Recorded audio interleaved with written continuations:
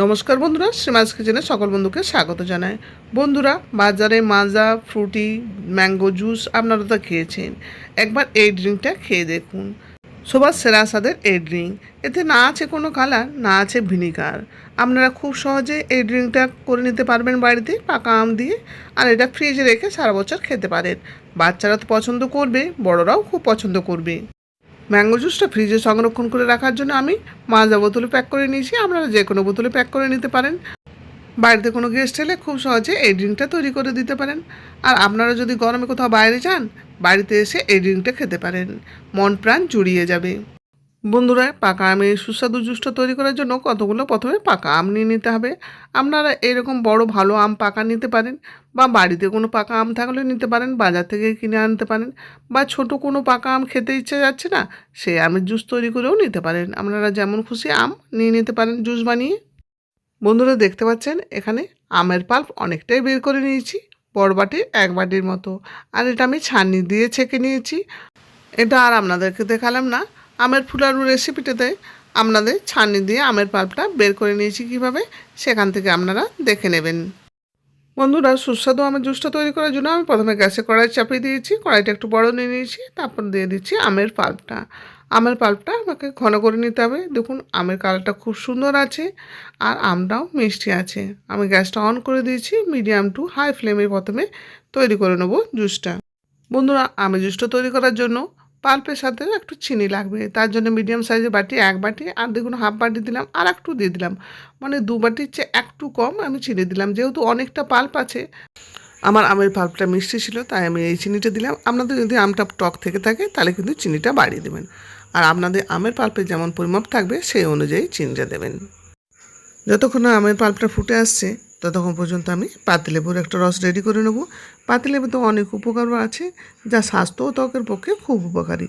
এতে vitamin C আছে প্রচুর পরিমাণে, যা প্রতিরোধ করে রোগকে আর ত্বকের উজ্জ্বলতা বাড়ায়। এছাড়া পাতিলেবুতে হজম ক্ষমতা বাড়াতে, ওজন কমাতে এবং শরীরের টক্সিন দূর করতেও সাহায্য করে। কোনো কিছু কেমিক্যাল ছাড়াই যদি লেবুর রস ব্যবহার করা হয়, কিন্তু খুবই ভালো। দেখতে পাচ্ছেন কত উপকার। দেখুন, লেবুর রসটা আমি ছেঁকে নিয়েছি। বন্ধুরা, আমের পাল্প অনুযায়ী আমি 4টে লেবুর রস নিয়ে নিলাম। এই লেবুর রস দিয়ে আমি একটা টক মিষ্টি যে ভাব, সেই ভাবটা তৈরি করব। দেখুন, এবার আমের পাল্পটা ফুটে এসেছে। আমি এটা ভালো করে ফুটিয়ে দেবো আর একটু গাঢ় করে নেব। অনেক সময় কি হয়, গাছে অনেক আম ধরেছে, কিছুটা এমনি পাকা খাওয়ার পর আর খেতে ইচ্ছে যায় না। তখন আপনারা এইভাবে জুস তৈরি করে রেখে দিতে পারেন ফ্রিজে। তাহলে আমটাও নষ্ট হবে না, আর সারা বছর জুড়ে কোনো কেমিক্যাল ছাড়াই আপনি জুস খেতে পারবেন। নতুন বন্ধুরা আমার চ্যানেলে প্রথম রান্নার ভিডিও দেখছেন, রান্নার ভিডিওটি ভালো লাগলে প্লিজ চ্যানেলটি সাবস্ক্রাইব করে আমার পাশে থাকবেন, আর পাশে থাকা বেল বাটনটি অন করে দেবেন। তাহলে আগামী দিনে কোনো নতুন ভিডিও আপলোড করলে নোটিফিকেশান পৌঁছে যাবে সবার আগে আপনাদের কাছে। হাই ফ্লেমে আমের পাল্পটা ফোটানোর পর দেখুন ফেনা একটা জমেছে। চিনির রসে যেমন একটা ফেনা জমে, সেরকম আমি এই ফেনাটা ফেলে দেবো বাইরে। দেখুন, পাল্প থেকে আমি নোংরাটা বের করে নিলাম। এখন ফ্রেশ পাল্প হয়ে গেছে। আর পাল্পটা যদি এমনি করে গাঢ় করে নেওয়া যায়, তাহলে কিন্তু আপনাদের পাল্পটা অনেক দিন থাকবে। পাল্পে যত পরিমাণে রস থাকবে বা জল থাকবে, পাল্পটা তত খারাপ হয়ে যাওয়ার সম্ভাবনা থাকবে। দেখুন, মিনিট 10 ফোটানোর পর কতটা গাঢ় হয়েছে পাল্পটা।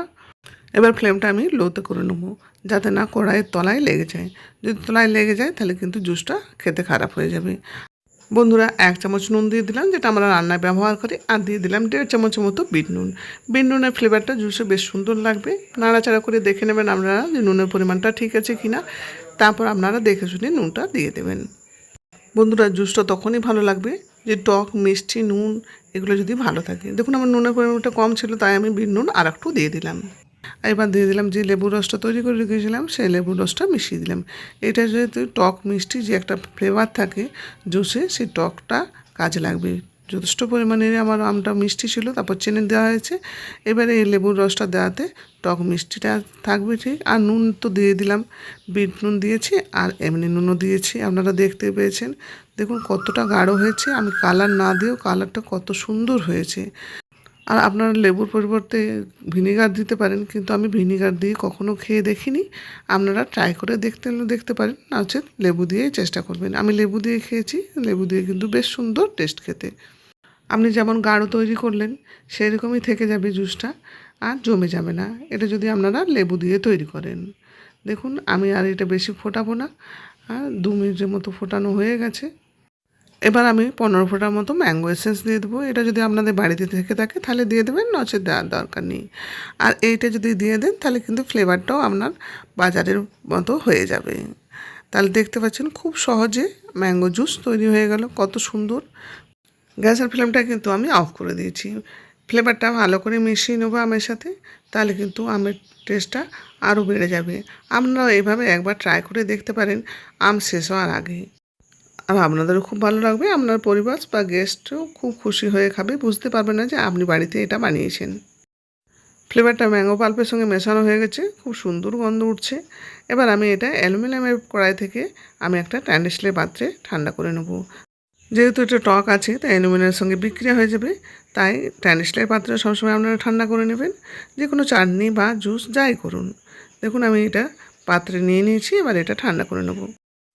বন্ধুরা দেখুন আমের জুসটা ঠান্ডা হওয়ার পর আমি ফিরে এলাম, কত সুন্দর হয়েছে। আর দেখুন একেবারে বসে যায়নি, আমের পাপটা যেমন আমি গরম অবস্থায় ছিল সেরকম কিন্তু ঠান্ডা অবস্থাতেই রয়েছে।